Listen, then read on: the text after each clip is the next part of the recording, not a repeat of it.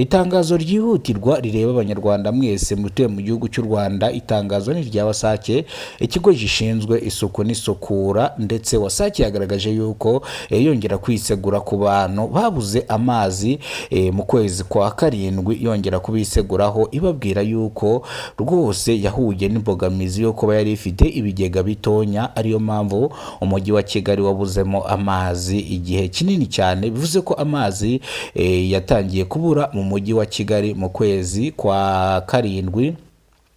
Amatariki ndibuze kubabwira nibwo amazi yabuze, ariko Wasake ikaba yagaragaje yuko iri kubaka ibigega binini cyane kugira ngo abanyarwanda batuye mu mujyi wa Kigali hanini batazongera kubura amazi.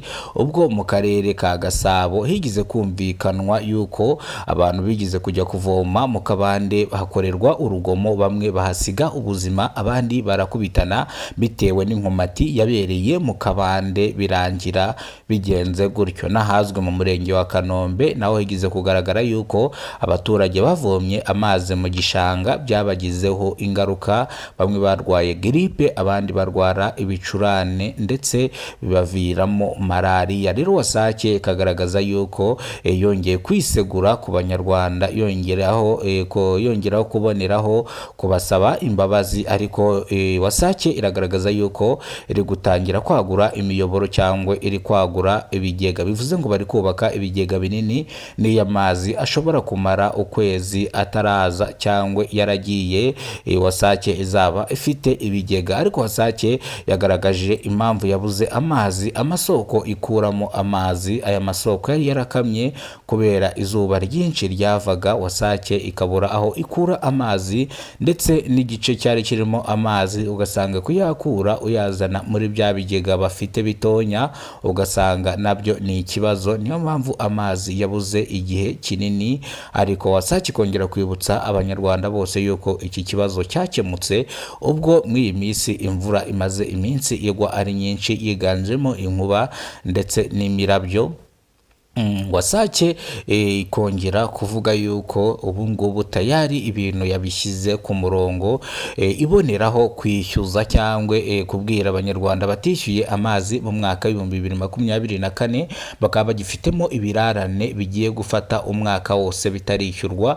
Ikongeraho kubwira abo banyarwanda kugira ngo bishyure ayo madeni babereyemo Wasake, kugira ngo bajye bakora cyangwa bajye bahabwa service ndetse neza cyane. Bivuze yuko abangaba bakuriweho amarobine yabo, ndetse tayari no kubona amazi ntago bazabona amazi batarishyura ibirarane. Bivuze ngo rero Wasake sinaboneraho kwishyuza abantu bayibereyemo umwenda wa 2024 kugira ngo serivisi za Wasake, ikigo gishinzwe isuku n'isukura, gikomeze serivisi gitanga kandi neza cyane.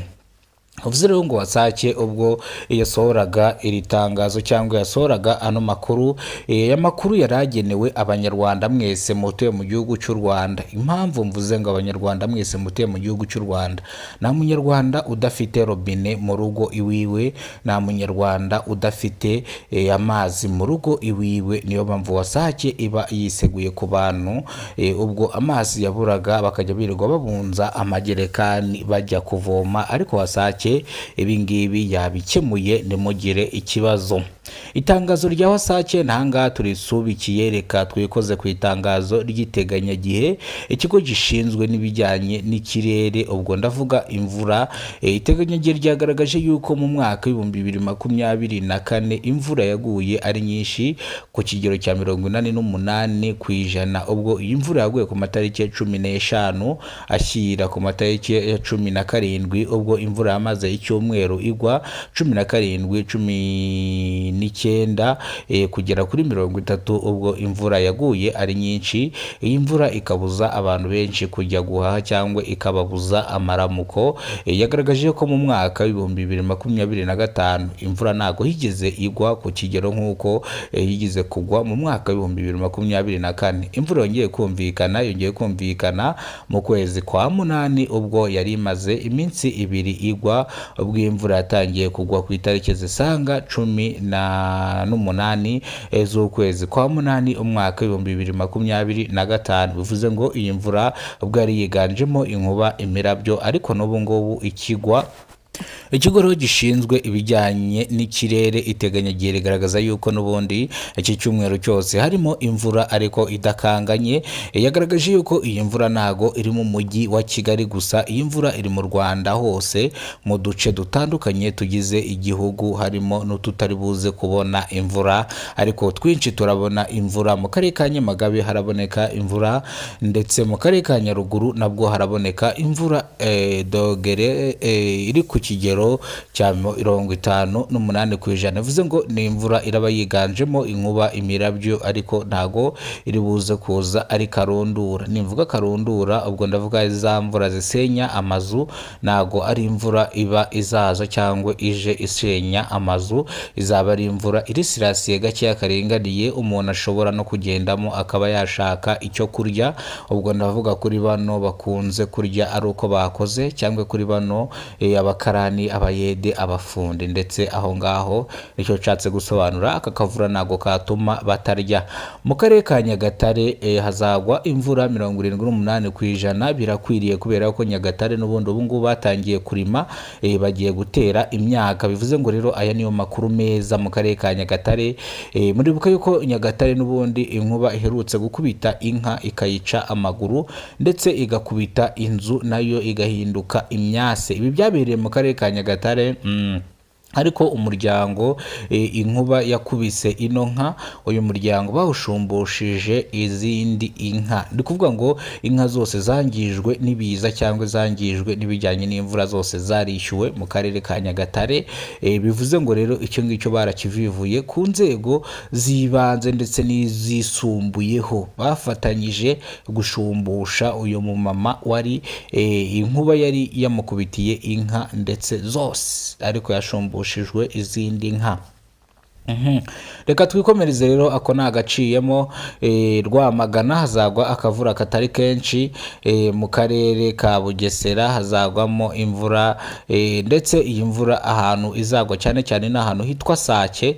Abantu muzi Sake murahita mubyumva cyane, hari ahantu ngo imvura izagwa 89%, ubwo imvura izagwa ku kigero cya 89%. Bivuze ngo niho hantu hazagwa imvura nyinshi, kandi iyi mvura izaba yiganjemo inkuba, imirabyo. No kuvuga ngo iteganyagihe ryongera gukangurira abanyarwanda gushyira imirinda nkuba ku nzu zabo, ndetse bakongera mu gihe bumva imvura iri kugwa bakwiye kuzimya amaradiyo, ibintu byose bikoreshwa n'ikoranabuhanga bikoresha umuriro, byanaba ngombwa televiziyo ukayizimya, telefoni ukayizimya, ukongera kubicana ari uko imvura ihise. Bivuze yuko inkuba izirana n'ibyo bikoresho bya elegitoronike biba byaka cyangwa biba bicanye. Ubwo rero ibi bintu iyo utabikoze cyangwa iyo utajimije telefone yawe cyangwa iradiyo yawe cyangwa televiziyo, inkuba ishobora kuba yagukubita. Bivuze ngo bufite 88% kuba inkuba yagukubita, ufite umurinda nkuba nka 90% kuba yagukubita. Bivuze ngo rero urasabwa gufunga telefoni, televiziyo, kuvugira kuri telefone mu mvura ntago ari byiza, nta nubwo biba bikenewe. Buri gihe ushobora kuba uri kwisanga mu manga y'urupfu bitewe n'uko inkuba ishobora kugukubita uri kuvugira kuri telefoni. Urakoze cyane, Imana iguhereza umugisha we wakurikiranye iki kiganiro paka kirangiye. Nimba ari bwo bwa mbere ugize kubona umuyoboro wa Kidasamura TV Rwanda, ukore subscribe, ufungura inzogera kugira ngo uzajye ubasha kubona amakuru mu gihugu cy'u Rwanda kandi yizewe. Kidasamura ni ihuriro ry'ibiganiro mu gihugu cy'u Rwanda bitandukanye, ndetse Kidasamura irakurarikira kuzajya ureba amafilimi izajya inyuzayo. Murakoze cyane, nge mwarimo mubana mwana makuru. Nitwa Kidasamura, urw'inkorogoto bakora rugakonkoma. Nongera gushimira umuntu wakoze subscribe, uruw'agaciro. Ibyo tugezeho niwe tubikesha, n'ibyo twenda kugeraho niwe tubikesha, nyakubahwa.